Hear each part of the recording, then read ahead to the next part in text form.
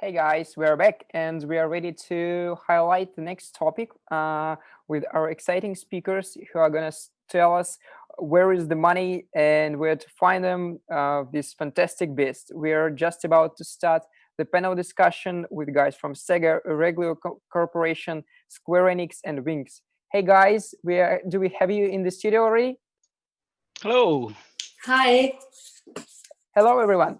Bobby, could you please start introducing the speakers, and we are ready to move forward. We are excited for your panel.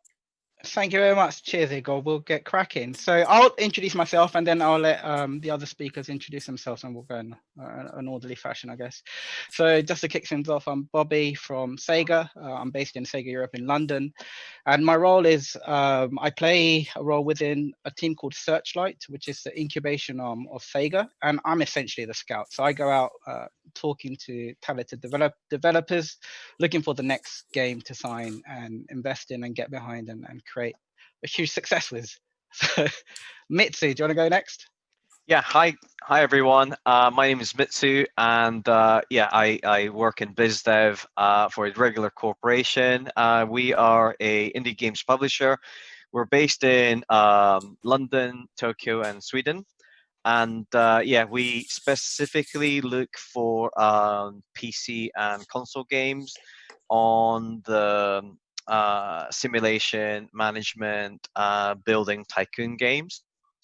And like Bobby, I do attend events, meet developers, and hopefully find the next big thing, really. So, Jen, do you want to go next? Yeah. Hi, I'm Jennifer. I have two jobs. I am the co-founder and creative director of an independent studio based in London called Nyam Nyam. I've been doing that for 10 years. Since last year, I've joined Wings Fund as a member of their selection committee. Wings Fund is the first fund that is specifically looking for PC and console indie games from developers from marginalized backgrounds. As part of the selection committee, I look at all of the pitches that we get, play the games, evaluate them, and then give my recommendation whether Wings should fund the game or not. Lauren, go next. I'm Lauren. I am a producer at Square Enix Collective, and we are Square Enix's indie publishing label. So we're looking for PC and console titles from all over the world, small teams making really unique, cool stuff, and kind of, something that diverges a little usually from the traditional Square Enix fare, but, nothing's off limits really. So that's us. Cool. Awesome. Well, thank you very much, everyone, for listening to us. And thank you for the speakers for joining as well. We'll get into a bit more context before we get into the nitty gritty of things, now that we've done the intros. So what kind of games are you looking for? I mean, Mitsu, you touched on it briefly, PC and strategy management. But is there anything else that you look for in terms of business model? Is it licensed stuff? Is that on or off the table? Is it AR, VR games that you look at? Yeah, we're quite specific in what we look for. So we typically only do premium PC or console games, and there's, like I say, we really focus on simulation, management, tycoon, building, that kind of stuff. And anything outside of that, it's really difficult.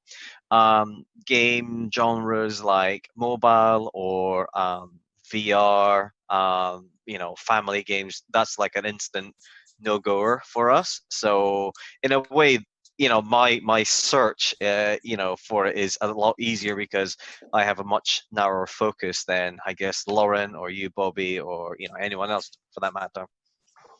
Right, and then Jennifer, so Wings also did that really cool thing, that kind of like fundraising after the GDC kind of cancellation and everything. But and in terms of, you did touch on it too, in terms of you look for games developed by people from like some kind of minority background. Is there actually types of business models or games that you look for? So at Wings, like, we are not tied to any kind of genre. We are primarily looking for sort of like excellence in content, innovation, and market appeal. And we are looking for indie games primarily in the premium PC and console space. We fund up to sort of like $500,000 of investment that we can give.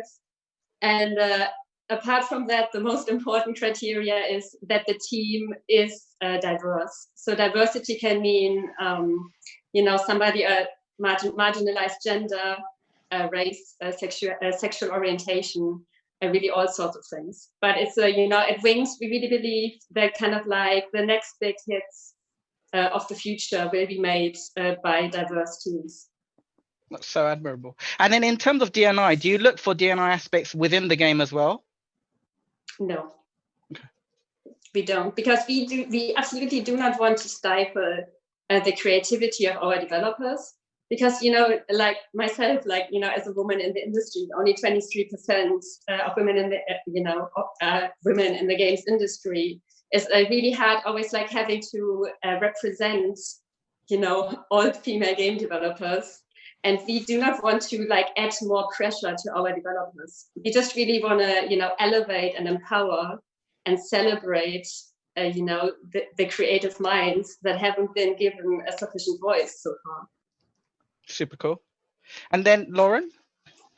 Yeah, I guess like our criteria isn't necessarily that strict. I mean, we have like varying budgets. I would say that like it depends on what the project is and what the project needs help with as to what budget we would give. And each project as well has different requirements for the support they need from a publisher. So some just want marketing support or help to take them to first parties, and some want full development funding through DLC and things like that. So we would be happy to look at titles that are kind of like small, kind of meaningful one-shot kind of games, or a team who wants to support a game through years of DLC and continuous players, like perhaps like a multiplayer title. So yeah, like all sorts.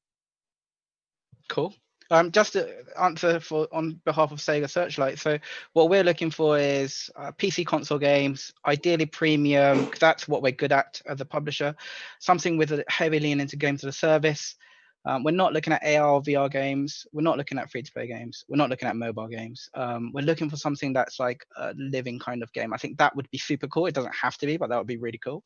Something that could turn into a hobby and a really successful franchise, like something scalable, really is what we're looking for.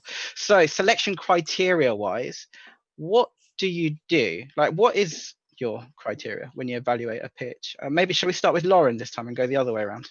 Oh my gosh, I'm going first. I'm nervous now.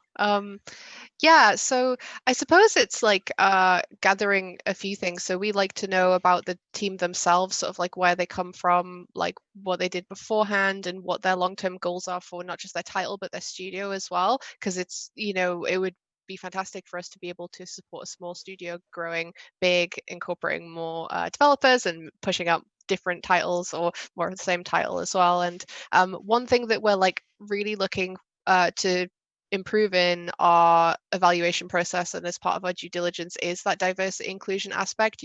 We want to be delivering as part of our publishing package a full like support package to the developers, so not just money or like access to our QA team or PlayStation and Nintendo, but we want to be like, how is your team doing? Is everyone doing well? Are you able to reach the furthest candidate pool that you can when you're trying to get new developers to ramp up to start your new project as well? So we want to know more about the teams themselves, as well as more information about like the games, and again what their long-term goals for the games and what their inspiration is and their passion for the title is too. Cool. I think it's Jen next, right? Mm-hmm. Jennifer? Yeah, so similarly to what Lauren said, we obviously look very heavily at the team composition. Does the team satisfy the diversity requirement of our fund? Then in the next step, if you pitch to Wings, you need a prototype. So everybody on the selection committee will play the game, and then I think we have like 10 criteria by which we mark each prototype. Some things can just be like fun. What is the market appeal? Do we think there's an audience for this?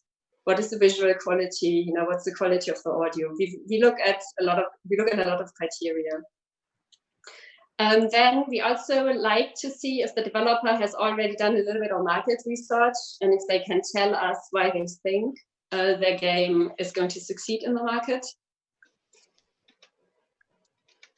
Super cool. Mitsu? Yeah, I think the criteria changes depending on, you know, the stages. But I think initially, you know, when we first received the pitch, I think it needs to really stand out one way or the other, whether it's the marketability, whether, you know, whatever element in the game it proves to be the best in class, it's a genre leader, or they may take like a very innovation angle. You know, they use new technology or new gameplay to produce, you know, a new gameplay experience. So something that really stands out one way or the other is that, you know, and once you do get, you know, people's attention, then it's a case of us doing due diligence on things like marketability and things like, you know, we go into details about deliverability. You know, has a team done it before, that kind of stuff. But I think, you know, for, you know, scouts, like, you know, you and I, Bobby, you know, we go through a lot of pitches, you know, each month. So there needs to be that first filter. And I think the first filter is the initial, oh, that looks interesting, that looks fun, that looks, you know, that looks innovative. I think that's the kind of first filter.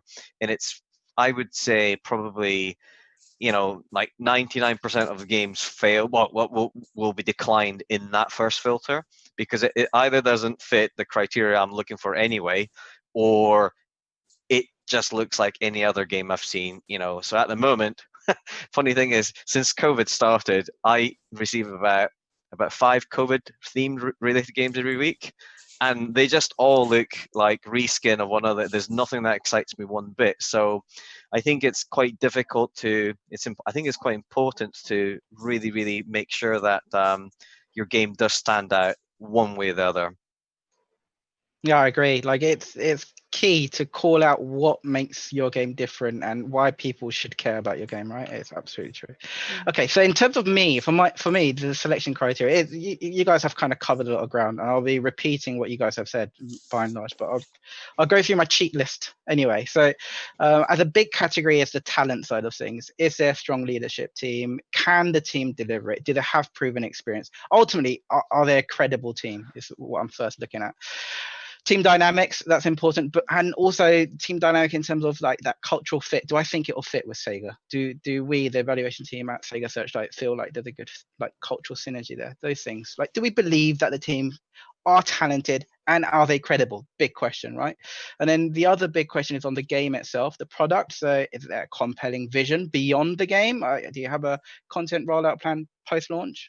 We like to invest in the post-launch period as well in the initial agreement. So we want to see that plan. And also we're buying into that longer term franchise vision. So we want to see that plan too. We want to see like a games as a service type approach, which could take loads of different forms. We want to make sure the dev budget's in the right kind of range for us. We probably wouldn't sign something below $1 million to develop from signing up to release. It's just down to scope. It's not like if it's below that, then it's a definite no. It's just how big is the game and how marketable is it, right? Like you guys have already touched on it already, but that's probably quite big. And going beyond $10 million is something that we could do, but it's probably going to make it a bit slower for us to approve. And we're already slow anyway to approve stuff, which is an interesting topic. We should talk about that. And yeah, does it complement SEGA's portfolio? Like, or does it conflict with it in some way? That's another consideration. Also, those are some of the things. And like Mitsuo said as well, it's like when I first look at it, that first filter thing that's the most drastic filter. And it's, yeah, do I think there is a strategic fit with what I just talked about? And do I think it is fun? And if it's a credible team, all those things come into play really early on. So getting into the nitty gritty now, into actually talking about the talk, because the talk is about the best practice to secure investment during a world in lockdown. And how has this changed your day to day? Like, has it impacted you in any way? I presume it has. And that you've all been working remotely, but maybe Jen, do you want to kick things off? Like, how has COVID impacted your day to day? So interestingly enough, Wings hasn't been affected by COVID at all, because Wings as an organization was set up from the get-go as a remote team. Like we are, we have sort of like members of the selection committee that are in Australia, East Coast, United States, France, the UK, Scandinavia. So like Wings is, scattered across the globe, and we have to do everything remotely. On top of that, it was really important for us from the get-go to not exclude people from pitching to us because they cannot get to a location, where we are at. Like, I mean, in the past, before the pandemic, a lot of these pitches would, for example, happen at, GDC, Gamescom, and all of these events around the globe. And obviously, if you're a developer from a marginalized background, it's more likely that you do not have the funds to attend these events. And this is why we went from a kind of like online and remote concept from the get-go. So basically, since the pandemic, we've been going as like always. We meet every 2 weeks to evaluate new pitches. Developers can pitch to us through our website. There's a form that we fill out. And we've weathered it quite well. Super cool. Lauren? Yeah, I guess we're kind of the same. Like Collective's quite a small and sort of agile team, so we were partially like working in and out of the office anyway. So I wouldn't say that it's affected us in particular. It's something that we actually do now keep in mind when we're like talking to teams that are pitching to us, sort of like what sort of plans do they have in place for home working, and how is that process of moving away from like being a studio being for them, just to kind of get an idea of like of their flexibility and to just understand like what struggles they might be coming up against the things that we could potentially support. But yeah, remote working is like it's I guess fine when you're sort of operating on a global level, because there's always going to be situations where you can't go around the world to just meet teams and they come to you like over the internet, and you can have those conversations at sometimes odd hours of the day, but conversations nonetheless. And you get to like see so much more. So yeah, for us, I would say that it hasn't changed that much in terms of receiving pitches, and in fact I imagine we've received more because I think developers like Jen said, who aren't necessarily in a position to travel to GDC or wherever the big kind of games hubs are, like that are kind of usually locked out of those sort of semi-exclusive situations, feel so much more empowered to reach out and get in touch and feel like they can, which is really nice. Cool. And Mitsu? Hey, I'll let you go first, Bobby. Oh yeah, because I've been always last. Thank you. So how has it impacted me? It has impacted me quite a lot, I think, because before I was always traveling and I was doing 1 or 2 events a month, generally speaking, right? Whether if it was a big event that month, like Gamescom, I'll just do Gamescom that month and no other events. But actually, for the past few months, I've been doing 3 online events a month or more. So it's like this month, this is my 4th event. So it's like doing more events than before. I guess I'm saving time on travel so I can do more events, and I'm seeing more pitches than before. But yeah, it has, and in terms of the dynamic for when I am in the office, because before I was like in and out of the office a lot, but then there's quite a lot of other disciplines within SEGA that they don't need to travel that much. So it was almost like, I don't know, by osmosis or something, you just get a vibe of what's going on in the office, right? By being in the office. But now I don't have that. And so I need to really make an effort to kind of continue networking with teams, especially with departments that I'm not a part of, like talking to other people and stuff. So just keeping momentum on things is a bit more, you have to be a bit more proactive with it, I find, than before. But anyway, yeah, so it has, I find it has impacted me a little bit, actually. But anyway, and Mitsu. Yeah, I initially feared that it's going to affect the biz dev side of things without the traveling, without the face-to-face, really getting to know the team. But the net result of all this shutdown hasn't really affected us that much. I do find that developers are preparing their pitches properly, much better than they pre-COVID.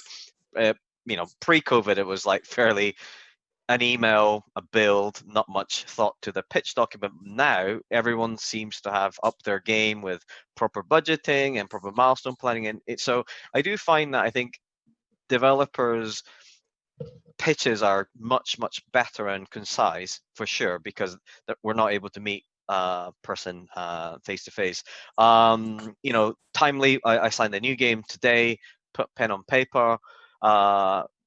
by a team in Russia, and we've never met before. And it's actually the first time I've signed a game without actually meeting somebody face to face. So it's a bit strange, but business is still moving. So I would say the net outcome in all this is it hasn't really affected that much. And I think, as Jen mentioned, I think the online events such as this has given, indies who don't usually travel to E3 or Gamescom a chance to speak to, any publisher around the world. So yeah, I think it's been a positive net outcome, I would say. That's true. Everyone's on an equal footing, isn't it? Which is really cool. It's kind of democratized it all, which is really nice. But I still miss going to drinks and dinners with, you and everyone else, and then like just being in the bar and then having intros and stuff, right? All of that is like, oh, I miss that. But anyway, right. So now that we're in a new era, and we're kind of all working remotely and stuff, and I don't have any plans to travel anywhere anytime soon. In terms of how you evaluate pitches, how has it impacted it? Do you use like new tools that you didn't really use before, or have you got more of a reliance on certain tools that you didn't really rely on that much compared to before? Maybe Mitsu, do you want to kick it off? So I think the source of pitches coming to us, or where we look for pitches, has been kind of broadened. Like you mentioned, in the past, you could go to, I don't know, Gamescom, Game Connection, or any of these events, hang around in coffee bar, and you're guaranteed more or less to meet a whole bunch of developers there and there, spontaneous, random meetings, and something would come out of it.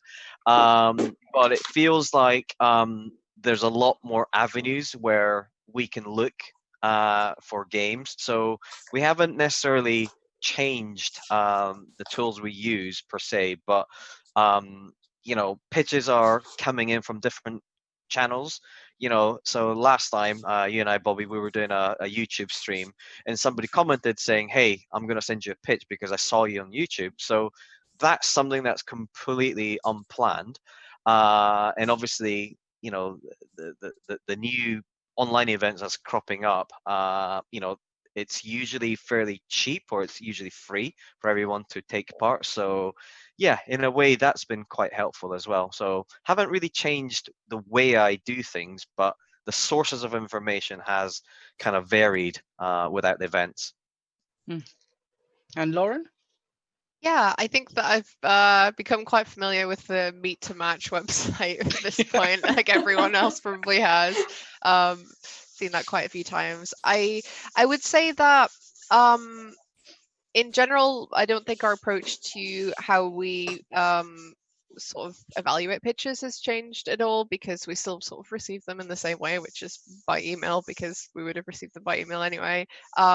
But I think we're thinking a bit more carefully about what we have the capacity to be able to support successfully, given that we have existing teams working on things who may be a little further behind than they previously were, or might need a little extra push and support in kind of like due to the COVID situation and the effect that it's had on their studio and their title. And that's time out of because I'm not really a biz dev person, I'm a producer, so I have to really think carefully about how can we support the teams best as possible to get their title to launch on time, and so it doesn't cost any more money and things like that. And that does actually affect how we view the pitches coming in. So like whether that is when their intended date is.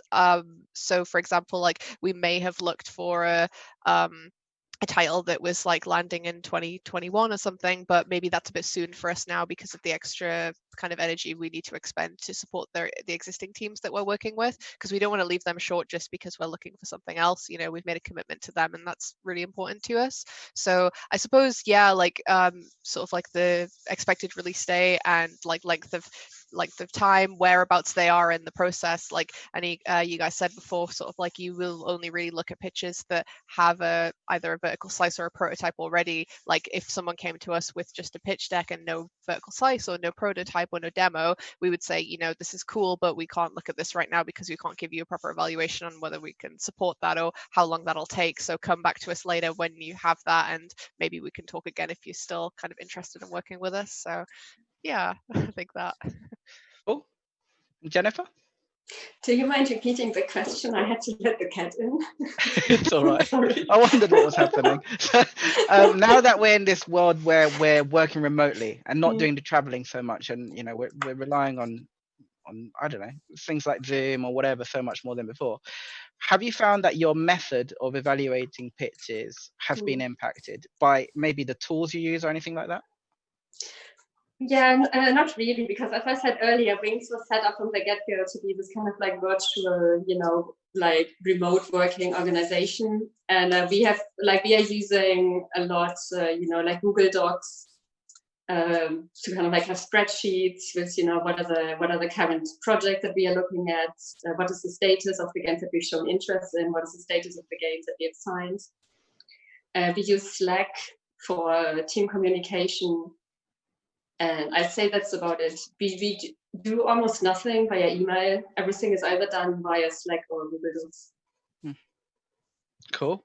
And for me, it's the same, really. It hasn't changed that much, but like Lauren was saying, so much more of a reliance on Meet to Match and those kind of platforms, right? I've even got to the point where I've sent in a feature request this year. I never did that. I was like, now I've become such a regular, such a loyal customer. I'm like, yeah, I feel like I can ask. Anyway. And it was only something really small as a quality of life improvement. Right, so end-to-end evaluation process, including the due diligence process, right? So Mitzi, you touched on signing a game where you've never even met the developer, so you haven't done a on-site due diligence. So I'll go first maybe, but how has it impacted your evaluation process? So for me, it has not really changed our process that much.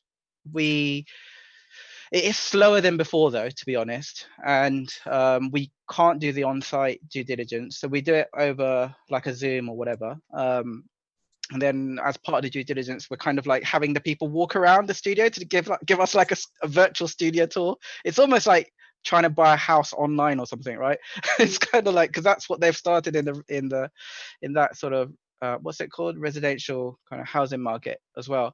So it's a bit like that, and where necessary we'll probably have to do an on-site visit later on after signing or something, but really it hasn't really changed what we do. Mitsu, has it impacted you at all? No, I mean, a lot of it is relying on, Zoom, Skype, lots of emails back and forth and use of Slack. But in terms of, the signing process, because we're, relatively small publishing company, compared to say like Square Enix or Sega, we can move a lot quicker because, we're much smaller than you guys. So structurally, we've been fairly fast anyway.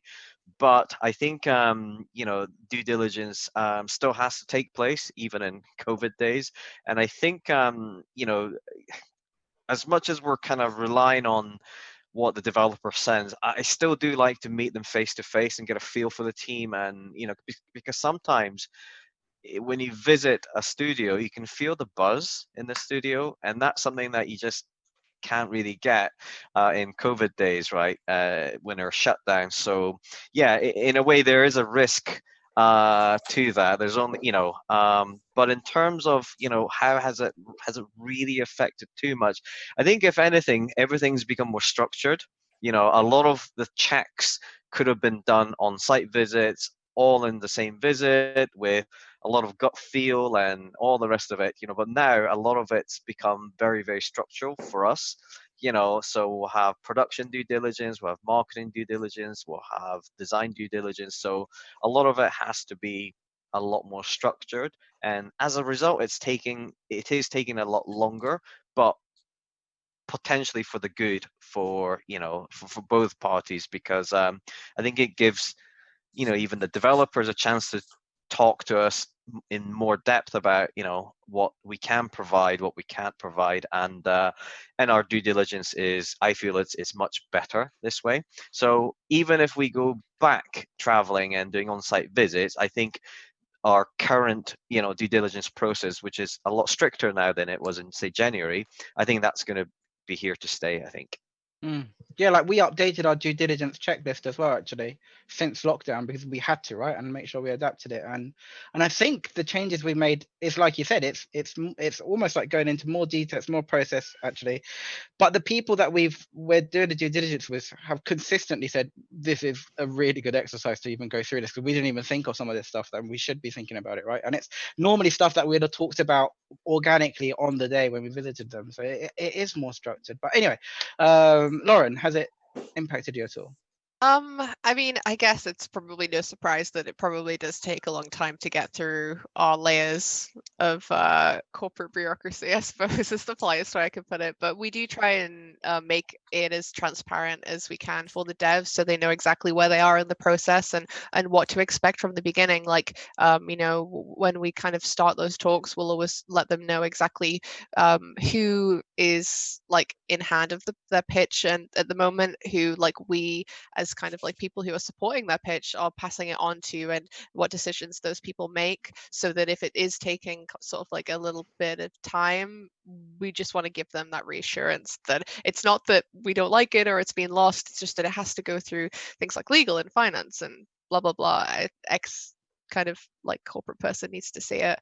And kind of like I touched on before as well, like there's kind of more things that is more important to us now as part of our due diligence that we want to include, like we mentioned, like the diversity and like inclusion stuff, because that's not something that's really, I think, generally written in as part of policy when you're kind of evaluating studios and teams. But I think it's like a really good thing to start thinking about, because it's such an immediate signifier of whether you're on the same page as a developer and whether you share the same values and things that are important.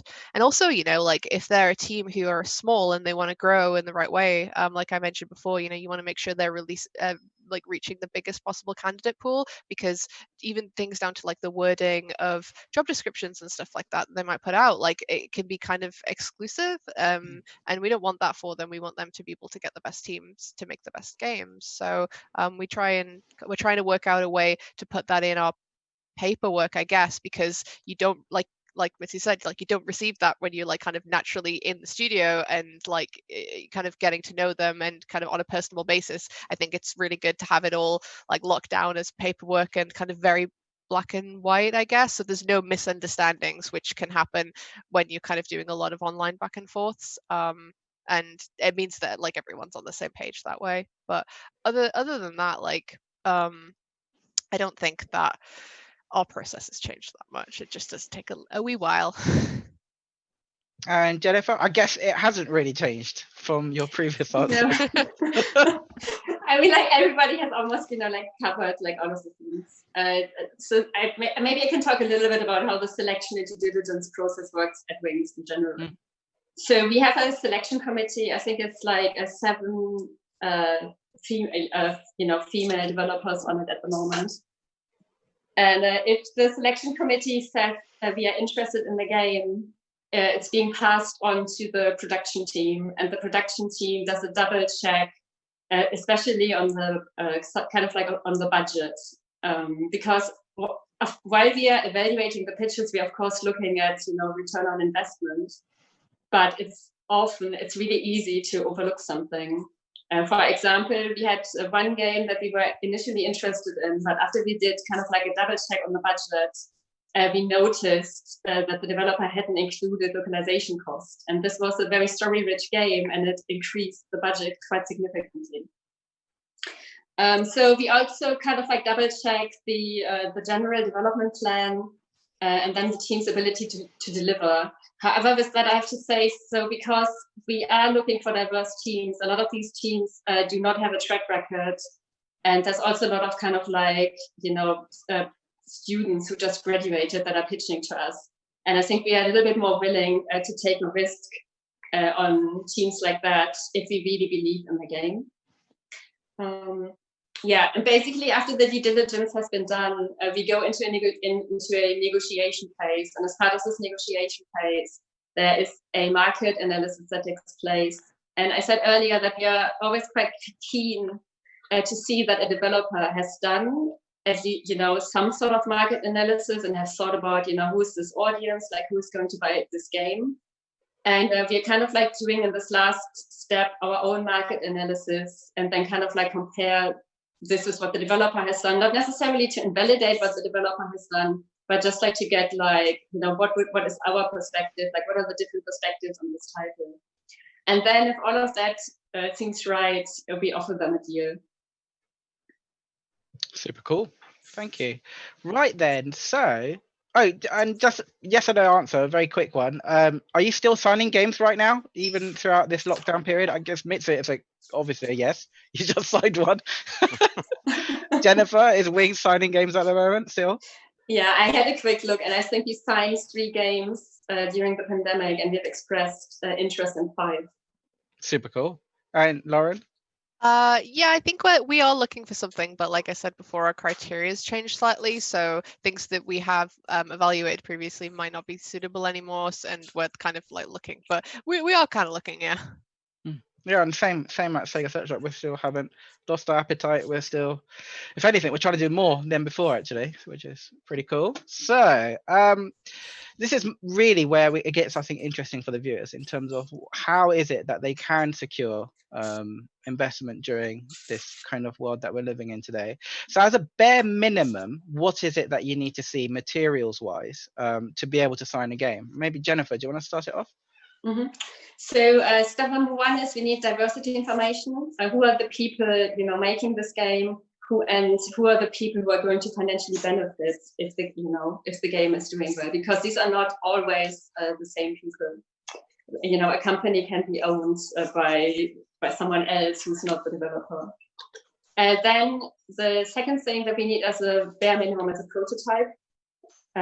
We need a playable prototype to evaluate if you want to sign something. Yes, these are the two bare minimum things. Cool. Lauren? Yeah, I guess what we like to see going into a decent pitch is like a pitch deck which details kind of like a little information about the team, where they're based, like Jen said, sort of like who they're owned by, and what the game is and about. And let me pull it off the top of my head. I mean, some kind of demo, really. And if there's no demo, then it's usually probably a bit too early for us to kind of look at something. Yeah, I would say at least a demo. Oh, and by the way, Jennifer and Lauren, maybe I'll go to Jennifer first. Has it changed? Has your criteria changed before and after the outbreak of COVID? No, it hasn't. We just recently launched our official website, so I'm not entirely sure anymore how it worked before we had the official website, but it's basically an online form that takes you step by step through all of the things that we want to know. And it's obviously, ideally you also have like some kind of pitch deck, a budget, a marketing plan, a market analysis. We need to know how much you would like us to invest, how much the developer would like us to invest. It's all very streamlined, and you just kind of like follow this, the online form step by step. And if you don't have something yet, you can still sort of like send it off and say, oh, I'll send additional information later. We're not trying to, like I said, we do not want to gatekeep. We absolutely want to hear from as many developers as possible. And Lauren, has it changed before and after COVID? Oh yeah, like I said, just in terms of we're offering extra support to the teams that we're working with right now. So perhaps a project that would be looking for release within maybe like sort of the next year isn't really going to work for us, just because we don't want to spread ourselves too thin, really. And Mitsuo, at the bare minimum, what material do you need to see? And before and after COVID, was there a change? Yeah, I think so. I think 99% of times, having pitch deck, finance, and schedule is like, and usually a playable build is preferable. But actually, probably about a third of our games were signed without the prototype. I think a lot of indie developers are in a bit of a catch-22. They need the funding to get the prototype, and they need the prototype to get a deal and blah blah blah. So So we do take risk on some projects like that. But I think if you don't have a build to compensate for that, they need to prove to us why we should sign the game without a prototype. So some teams have already generated a lot of interest on Kickstarter, as an example. They have a proven track record in making previous games, so they're doing a sequel, so it's less risk for us. Or they already have like a huge social, community built up already on their own backs. So, so that reduces the risk on our end. So that's why we're willing to take that risk on that front. And also it helps that Irregular Corporation is what we call a full service publisher. So we do the funding and the marketing and localizing, all that kind of stuff, but we're part of the Tonics Games Group, which is about 300 people, and it's we have Mediatonic and Fortitude, and we got hundreds of developers as well. So we do offer development support as well as funding and publishing. So that's why we don't mind working with developers without a working build. In terms of has it changed anything, it hasn't really. The requirement hasn't changed because we're fairly willing to work with new indie teams starting up, so we're kind of expected, well, we can cope with teams with or without any material. I'd definitely like to point out, I think you will all agree that no pitch is perfect. Even if we get a new pitch from Notch today, I don't think it'll be perfect by any means. So I think we fully expect that to be the case. So making your concept more marketable, much more interesting, is something publishers we all do anyway. So I don't think developers should think too hard that they shouldn't.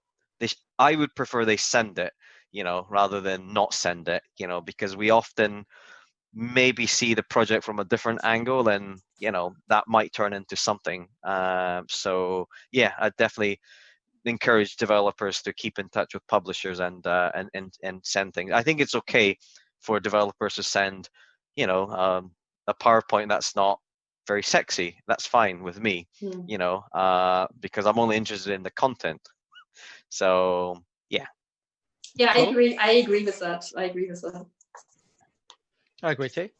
Yeah, I think we all agree. Yeah. So, and for me to answer it, yes, it hasn't changed actually for us. COVID hasn't changed what we need to see.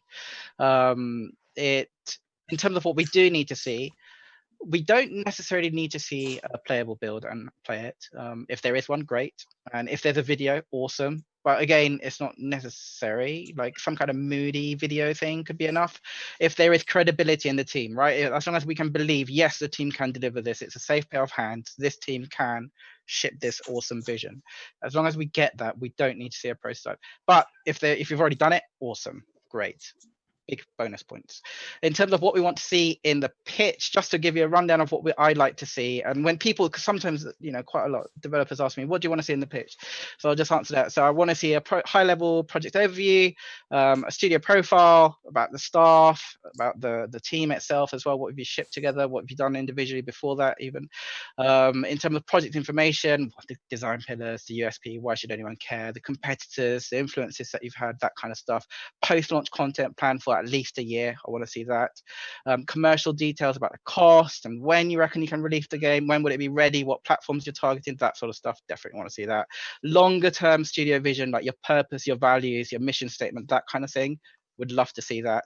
And in terms of studio ownership, cap table, that kind of thing too is important to us, because we're looking at things in really the long-term partnership. So we do care about ownership of the studio as well. So I definitely want to see those things in a pitch deck. And it hasn't changed since COVID. Right. And then we are, okay, how about the best practice for when people are reaching out to you at the moment, because obviously they can't see you in person, they can't be recommended in a bar, which is obviously the greatest way to be introduced to a publisher.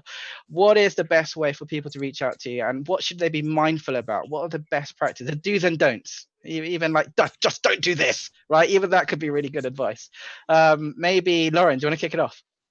Please don't write an email to me and my email has my name in it and call me Laura, because that's happened probably about 50% of the pitches that I receive is hi Laura, and it's like Instant no. oh gosh, I wish it could be an instant no, but you know, you got to give people the benefit of the doubt. But like, it just kind of it's just you can tell this is a very personal, like, upsetting thing to me, because it happens all the time, and it's like my name's literally my email, man. Come on, the email found me, you know my name. But yeah, I please get my name right.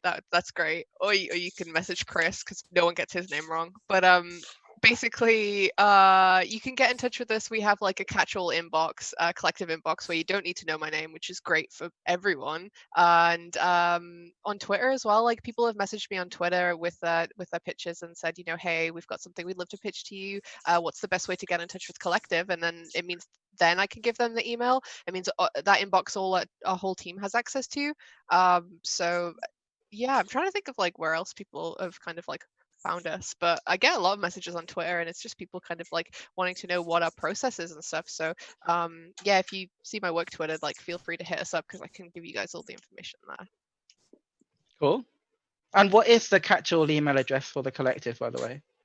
I'll come back to you on it later. I'll find it.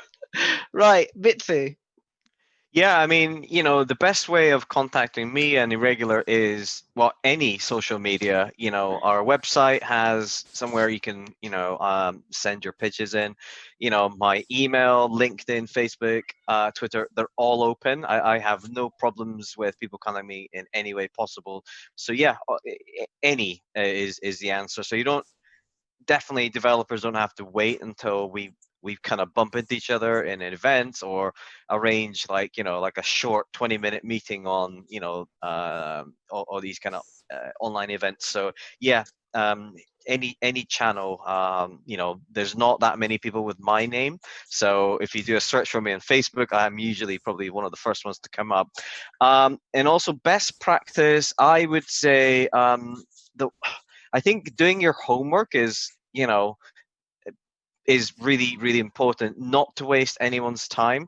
So, you know, even on our website, even doing this talk, they know people, you know, we specialize in certain genres. So there's no point, you know, making an appointment saying, oh, guess what, we've got this kind of match 3 mobile game. It's like, that's like an instant no. You know, a lot of times I just decline meetings, because it's just doesn't really, it's not going to get anywhere.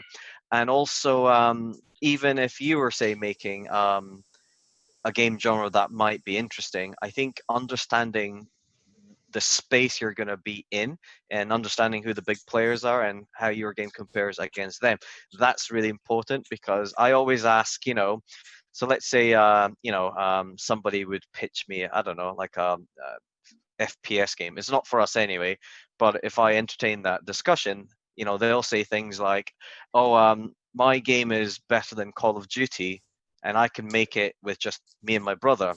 And it's just like, you know, really, you know.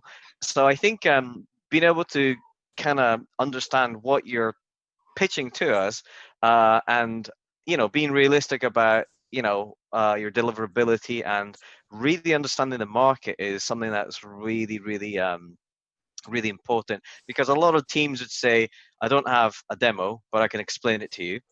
But when they try to explain the game, they rattle off like about 7 games, and you just think, I'm really confused. It's like it feels like a Frankenstein of a game, you know. So yeah, doing your homework is, I think, you know, the best advice I could give. And the pet hate is, you know, people that kind of persistently spam you all the time. You know, somebody who just asks you for an update every 2 minutes is something that I get really annoyed about, because I think every publisher, you know, would agree that we do get a lot of pitches each month, and you know, it's quite, you know, long to evaluate each one properly. So we're definitely not going to have an answer like in a day or two, you know. So if they could give us a bit more breathing space, that'll be really cool. Yeah, I agree with a lot of what's been said so far. Did you find that email, Lauren? I did. So the email address for collective is collective-pitch@eu.square-enix.com. Or if that's really long and complicated, you could send me a message on Twitter, which is Lauren HNTR. Very nice. Very cool. And is there one for your irregular court, Mitsu? No, we just got, you know, like an open website where you can just post, you know, on the contact us kind of thing. Anyway, Right. Plus, like I say, you know, people usually DM me straight off on Twitter and Facebook and stuff. Anyway, so easy. Right. And Jennifer. So we have a website. The URL is wingsfund.me. And there's just this like a button at the top that's called apply. Please hit the button and then just follow and fill out the online form. In terms of do's and don'ts, please do not contact individual selection committee members via social media or email. Like everything, you know, we want to be very kind of, because we know that there's a lot of bias in how video game, you know, game pitches are selected and funded. We sort of like want to, as much as possible, you know, try and remain an unbiased and neutral and sort of kind of like cushioned off stance from that. So everything has to go through the website. And once, you know, Wings Fund replies, then the contact has to be with the person that replies. Please absolutely do not contact the selection committee members on social media. One of the things that we've noticed is in the pitches that we get is that developers often don't know what to put in their budgets. We had some people that were very kind of like oversharing with adding things like student loan into the budget. And then there are other developers that are sort of like undersharing what the money is going to be used for. So I recommend usually kind of like trying to find some resources, you know, how do you do a budget? And I know that there are not many resources out there right now how to do this. And so at Wings, we're definitely, you know, working to provide these kind of like resources and even templates for developers to make it easier.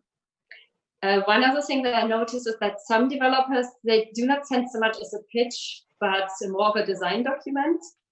And as a developer myself, I understand that we are very excited about our game design and we want to share it with people, but that's not necessarily the best way to make a kind of like a market case for your game, which is really what you're doing if you're pitching to a publisher and an investment fund. And I personally hate pitches if it's like a Word document that's 50 more pages long. So I think kind of like clear, concise, and short is on my preferred side. Couldn't agree with you more. It's so true. Yeah, you guys have raised a lot of my pet hates and really good tips. Like I get body, like BODDY. I don't know why. Why would you do that? Anyway, and yeah, and sometimes people send reams, like, you know, you have to scroll forever, right? And it's just like so much information, total information overload at that initial kind of filtering point. So I think something concise is good. If you have videos, great. Keep it short, maybe a minute or two long. Don't do 30-minute long gameplay videos that just go on forever. Provide context behind any build or videos that you provide, so that people who are playing it or viewing it can understand where in the development this is and what you tried to de-risk by doing that exercise, right? And what's not finished and that sort of stuff. Really good to understand. And when you're sending meeting invites through things like Meet to Match and other tools, definitely put the pitch material link in there, or if you can attach the material to it or whatever, just get the material to the person when you first reach out. Don't just send the default email, because I will decline it 100%. Yeah. If I don't know what it is, I'm not going to accept it, right? Yeah, we're the same too. Like the amount of generic emails that we get through Meet to Match, and it's like I feel like it makes you feel like they've just sent an email to every single person in the listing, and they don't actually know what you do or who you are. So having some context like that is really key, I think, as well. And filling in your profile properly on that tool is really important, because if you do send a default one, I might have a look at your profile, and then if you've got the link to the pitch in your profile, I might go, okay, and then I get enough information to be able to feel comfortable to go, okay, let's have this meeting. But if you haven't even filled that in, it's like there's just nothing for me to go on, right? To be able Who are you? Yeah. So so that normally I accept less than 20% of meeting invites on these tools, and that's even anyway, so definitely fit it in and be diligent. Do your homework. It's very important. If you look up and Google Square Enix Collective or Wings or whatever, you will find information about, what these publishers are looking for, what they're really good at. So then you're not wasting your time or their time, right? So doing your homework is really good. So I think those are my pieces of advice and pet hates. I just wanted to add one more thing. So Wings Fund has a Twitter presence. So if you have kind of like general questions about anything related to Wings, definitely do use, the Wings Fund Twitter handle. Super cool.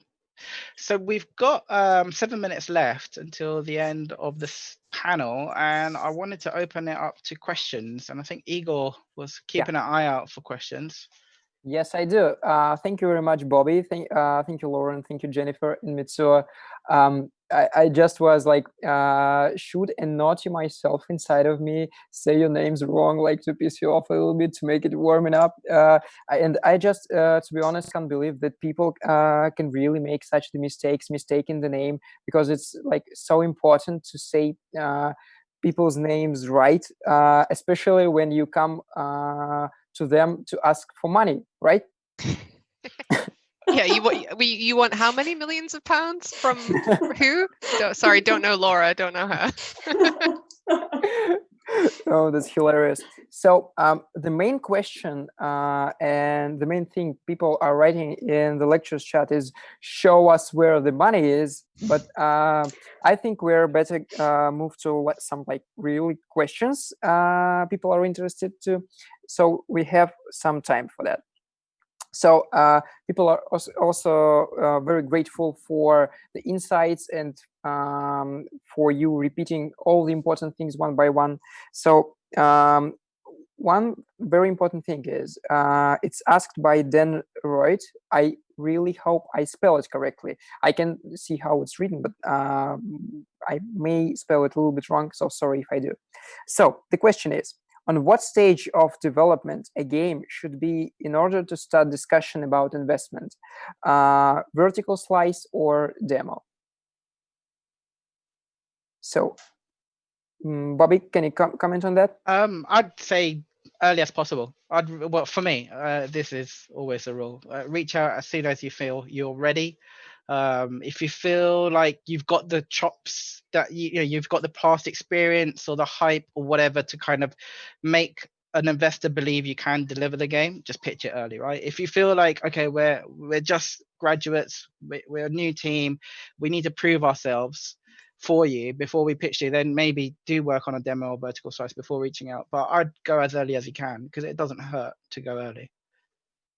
Yeah, me too. I would agree as early as possible, because the contract negotiations actually do take months anyway after due diligence and all that kind of stuff. So I if developers feel very strongly about the concept they have, there is really no harm in sounding out various publishers to see if there's any interest, and actually putting your game on their radar is not a bad thing. And then once you have the demo, maybe 2 or 3 months down the line, it's almost like you've already had the conversation. You already kind of planted the seed already. So in 2 or 3 months time, you're like, okay, here's something I made earlier. Then it kind of, you're not wasting any time, kind of thing. And between the first discussion and 2 or 3 months of doing prototyping stuff, you might actually decide that that publisher is not really right for you anyway. They're specializing in mobile games, and I've got a PC game, so you've got the money, but you're not the right partner anyway. So I think earlier the better, because there are publishers who would sign games without a prototype as well. So I think it's better to go earlier. I think also many publishers are well aware of like what like something early looks like and what the potential is, and if there's something really fun and exciting or really unique and intriguing about that early demo or that really early prototype that you've got, and you're worried about it not being polished enough, like most publishers are experienced enough to kind of pick up on those things, and it means that they can also kind of give you like quiz you about what is to come next, which can create a really good platform for getting a good discourse going about the game and the future of the game as well. Yeah, I agree that early demo prototype is good, because also don't forget that you can resubmit a couple of months later. It's happened any number of times that we have looked at games 2 or 3 times within the course of, let's say, 3 to 12 months. Because the developer has made more progress, and we were from the get-go there was something intriguing about it, but maybe the very early demo wasn't yet enough to sign it, and then they sent this to us again 6 months later, and then we said, oh, okay, we can really see what the developer has done here. It's just gotten better. Now we want to sign it. Another thing, if you're worried about that the demo or the early demo or prototype doesn't look polished enough, I always really appreciate and love when developers add kind of like a concept mock-up of the final visual quality, and that can just be one key art piece, kind of like your wildest dreams of what you're trying, what you're hoping to achieve with the visual look of your game. Thank you very much, guys. So to sum up, I believe like you should have at least something to show to the investors before even considering coming to them. Thank you very much. So we have one question by Efren Frigoso, and it's marked as a question for Jennifer specifically. So do you have any preference on game genre to invest on? No. Wings invests in any and all genres. We are interested in all genres. The only thing that's important is that it's a premium game and that it's intended for PC or console. But we welcome really, any genre, and we are very open also to people who want to do genre bending stuff. Really go wild. Send us everything. Okay, thank you very much. So we have many questions in the chat related to like minimum and maximum amount of investments you are working with. So I believe if you guys from the lectures chat personally ask our speakers these particular questions about minimums and maximums personally on WN Hub or on their social media or emails they have said, it would be a much more perspective communication. So there are many thanks to you for coming and for joining this panel today. Thank you very much, guys. Thanks.